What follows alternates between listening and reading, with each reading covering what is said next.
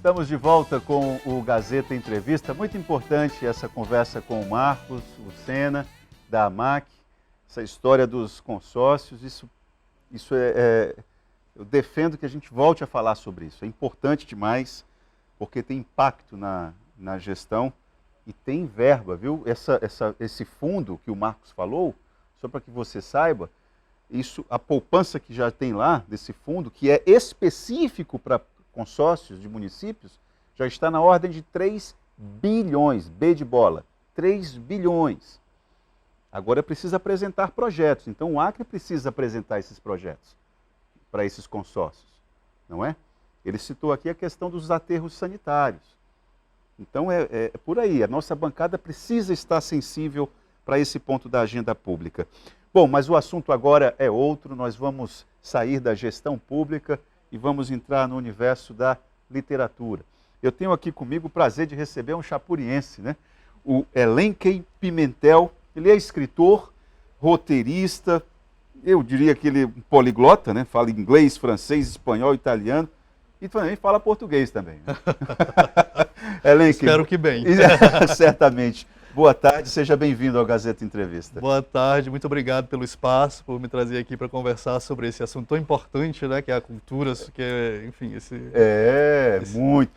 Muito amplo. Eu queria saber, eu quero de imediato que você me aponte esse danado aqui, porque esse rapaz já esteve por aqui. Senhor Egli, por gentileza, não, agora é o seu Pablo. O senhor pode filmar aqui, meu príncipe? Porque 5 Mortes Simples já esteve aqui pela mão da coordenadora do grupo de estudos literários, de um clube do livro chamado Prateleira. Esteve aqui, acho que há 2 semanas. 5 Mortes Simples. Foi por qual editora, Elenquim? Chiado, a editora Chiado, que é uma editora portuguesa. Uma editora portuguesa, Chiado Books. Bom, entre literatura e cinema, o que você destacaria na tua agenda como artista? Então, esse livro aqui, na verdade, ele é a terceira publicação minha, assim. Eu comecei há muito tempo, assim, como as coisas que eu tinha escrito e guardado, contos e crônicas. E um belo dia eu tive a oportunidade de participar de um concurso de literatura aqui. E já ganhei um prêmio na primeira tentativa e um outro no mesmo prêmio foi publicado. Eu tive 2 textos publicados, assim, né? Então aí eu pensei em me inscrever no ano seguinte com uma história maior, né? Um mais livro, fôlego. Isso. Só não sabia o quê. O tema ainda não me era claro, assim, sobre o que eu ia escrever. E pensei nessa ideia de um romance, uma história policial, né? Assim, porque eu pensei uma coisa que eu nunca tinha visto na literatura acreana, na época do pouco que eu conhecia, né? Assim, não sabia. Na verdade, se tinha ou não tinha, achei que não tivesse nada, não tinha encontrado nada, eu vou escrever sobre esse assunto. Eu vou estudar, ler, procurar pessoas que já, né, pesquisaram sobre isso e criar uma história, né, com esse tema. E aí fui escrever essa história aqui, 5 Mortes Simples, que a princípio não tinha esse título, era um outro título, que entregava já de cara, com a minha pouca experiência de literatura, já entregava de cara o resultado da história, o final da história. Mas eu digo, não, vamos tornava mudar. Óbvio já na capa. Eu digo, vamos mudar isso daqui que não está dando certo. Tem que deixar o leitor curioso, né?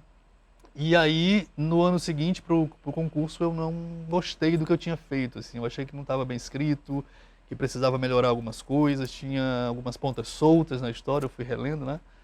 E resolvi participar num outro ano, num outro período, num outro momento, assim, né? E a história foi ficando guardada, porque eu fui fazendo outras coisas, fui estudar fora, e aí de vez em quando eu pegava a história e revisava, mudava, melhorava, enfim. Depois que você se distancia do texto que você vai ler de novo, que você vê onde está... Eita, onde estão as falhas, onde estão as coisas que você precisa de ajustar. Né? Exatamente. E com relação ao cinema aqui, né, no Acre, por exemplo, o que eu fiz foi um documentário de curta-metragem sobre uma cooperativa de mulheres lá em Chapuri. Né? Qual cooperativa? Cooperativa Mãos de Mulher Chapuri, se chama, é o nome que elas se deram, né? Cooperativa Mãos de Mulher Chapuri. E eu vim uma vez de férias aqui e fui para Chapuri, eu estava estudando fora e eu tinha ganhado uma bolsa para estudar na Itália, eu tinha ganhado uma bolsa do governo italiano para fazer mestrado. E aí me mudei para Bolonha, e aí num desses períodos que eu vim de férias, eu fui a Chapuri, a cooperativa estava andando muito bem, E as mulheres lá produzindo muitas coisas, e estava tudo muito animado, era um período de fim de ano, então muita gente na cidade, de férias, chegando para o 20 de janeiro, né, as festas de São Sebastião. E eu pensei, vamos fazer pelo menos uns vídeos sobre a cooperativa para divulgar o trabalho, né, dessas mulheres. Assim. Num lugar em que a cultura do cooperativismo e do sindicalismo é muito forte, né? Exato, exato. Só que eu não tinha como filmar, eu não tinha material nenhum assim para coisa prática para filmar. E aí eu voltei pensando nisso, assim, eu digo, não, vamos ter que dar um jeito nisso aqui. Na época a gente não tinha celular tão moderno quanto tem hoje, né? Hoje a gente já faz filme só com o celular, né? E aí quando eu voltei a segunda vez, eu já tinha um material para filmar. Eu tinha criado um roteiro. Amadureceu a ideia. Amadureci a ideia, exatamente. Estudei, né, mais sobre o roteiro de documentário. E como fazer esse processo todo, né? Porque a gente ali está tratando com pessoas que não têm o hábito de estar diante de uma câmera, né? E o documentário exige uma postura também do documentarista, que é tornar a câmera parte da cena, né? Isso. De tal maneira que a pessoa não se sinta invadida. Exato. Né? Não se sinta invadida, seja tudo muito natural. A câmera chega um momento que ela tem que ser parte da decoração do ambiente, né? Assim. E aí foi um certo trabalho ali, conversar com elas. Elas não tiveram muita resistência, ainda bem, assim. Algumas foram deixando para ser a última, depois vai fulano primeiro, mas deu certo. Foi uma experiência boa. Nós temos um takezinho, é isso, seu Laércio? Nós temos um trailerzinho desse documentário. A gente pode passar, então? Pode. Aperta o piloto aí, Laércio. Lá. Ai, o meu sonho é grande. Você não deve desistir daquilo que você quer. É um lugar que eu me sinto muito bem, me dá uma paz, me dá uma tranquilidade.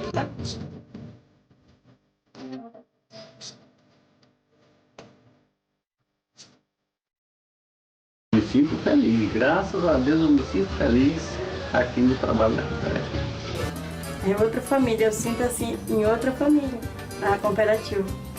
Mudou muito a minha vida, assim, mudou para melhor. Eu acho que a pessoa tem que tentar. Se é um dom que ele tem, então ele tem que tentar que ele consegue. Muito aprendizado. Aprendizado e doação também. Então nós precisamos de pessoas assim, porque a corrente tranca. Muito bom. Ellen, que o nosso tempo acabou. Eu queria conversar mais sobre literatura e sobre cinema. Mas só para finalizar, uma situação. Teve um colega meu não, né? Eu não o conheci, mas um jornalista de mão cheia, chamado Cláudio Abramo, que ele olhava para um livro de ficção, ele tinha dificuldade como ele era um jornalista que só lidava com fatos, com aquilo que era real, ele tinha dificuldade. Mas como é que a pessoa consegue mentir tanto no livro de ficção? Como é que é? É muito difícil. Bom, por esse ponto de vista, eu estou descobrindo que eu minto mais do que eu pensei que mentia, né? Assim, porque eu já tenho várias ideias para várias histórias. É um trabalho interessante, assim, o surgimento da ideia, né, da criatividade, eu acho uma coisa interessante no ser humano, assim, porque você tem uma ideia principal, e à medida que você vai escrevendo, pelo menos comigo é assim, né? Não sei com os outros colegas que escrevem também ficção. E a partir daquela ideia principal, as outras vão surgindo ali, né? E você vai escrevendo, eu vou escrevendo e vou vendo se dá certo, se não tem justamente aquilo que eu falei no início, as pontas soltas, né? Assim, principalmente a coesão à narrativa, né? Principalmente aqui, que é uma história, e nas outras histórias que eu tenho escrito, assim, tanto no teatro quanto de livros, né? É uma história de mistério, uma história policial, então você não pode se dar o luxo de errar, né? Assim, entendi. Deixar uma ponta solta ali, um negócio que, aqui talvez aconteça, mas não pode ser aquela coisa que vai comprometer a história toda.